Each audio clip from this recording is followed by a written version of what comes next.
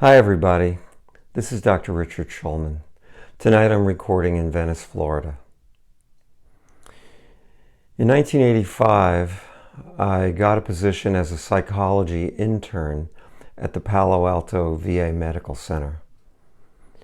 It was a great experience. I loved those people and I learned things that kept me going for my entire career. I had an experience on an inpatient psych unit that I want to relate to you. It was a 6-month rotation and I was being supervised by Dr. Donna Horn, a psychologist on that unit.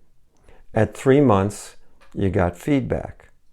So we scheduled the meeting. I came in. She said, "Sit down, but don't get too comfortable. This won't take long." I noticed she didn't have any notes. And I started getting a little uneasy. She began, of all the interns that I've ever worked with, no, of all the psychologists I know, no, of all the human beings I know, you know the truth.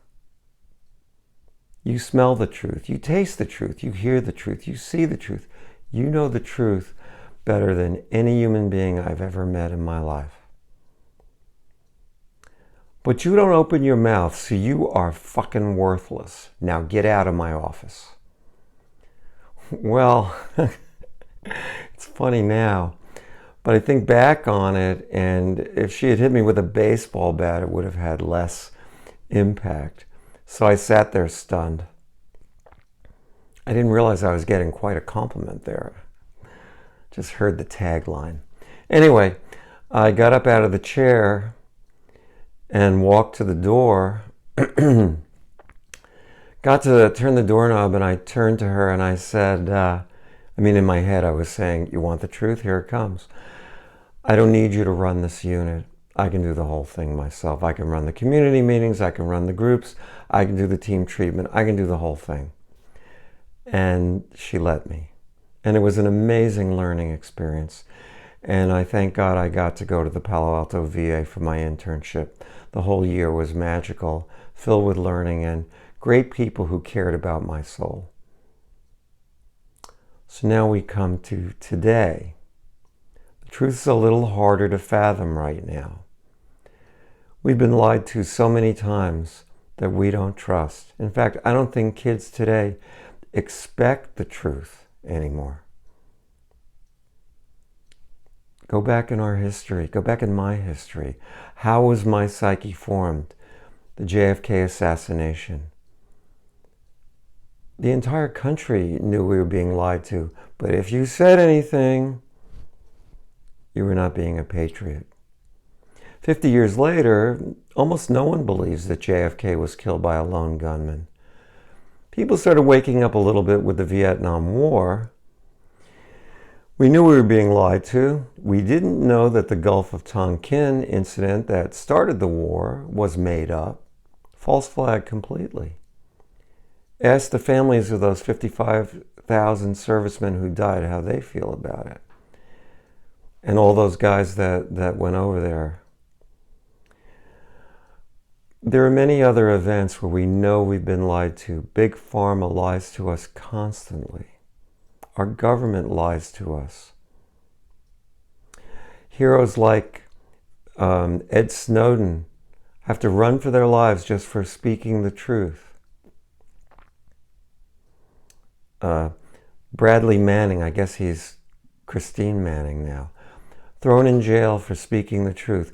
And then, after she is pardoned, she's thrown back in jail for not revealing her sources.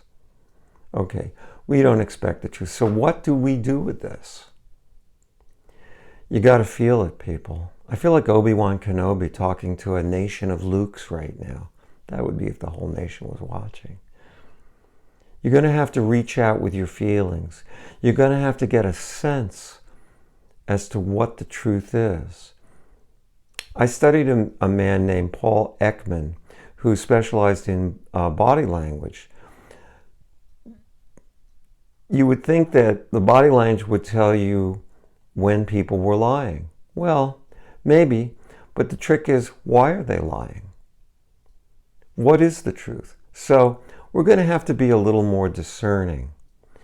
We're going to have to ask a lot of questions and not take what we hear from the media and our government as gospel. We have to ask tough questions and hold all of them accountable.